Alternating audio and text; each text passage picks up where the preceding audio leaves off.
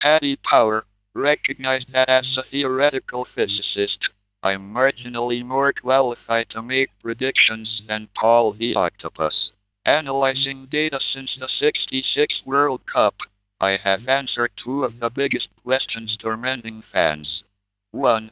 What are the optimal conditions for England's success? And 2. How do you score in a penalty shootout? The technique I have used is called general logistic regression modeling. Our chance of triumph can be worked out by looking at a number of variables. Statistically, England's red kit is more successful, and we should play 4-3-3.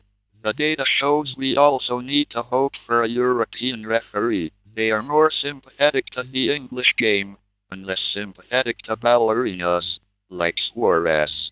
Being closer to home reduces the negative impact of cultural differences and jet lag. We do better in temperate climates, at low altitudes, with kickoff as close to the normal 3 o'clock as possible. Now on to penalties. As we say in science, England couldn't hit a cow's arse with a banjo.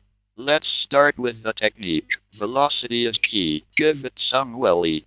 However, velocity is nothing without placement. If only I had whispered this in Chris Waddle's ear before he sent the ball into orbit in 1990. The statistics confirm the obvious. Place the ball in the left or right top corner for the best chance of success. The ability of strikers to place the ball results in them being more likely to score than midfielders and defenders. There is no evidence that it's advantageous to be left or right-footed, but bald players and fair-haired players are more likely to score. The reason for this is unclear.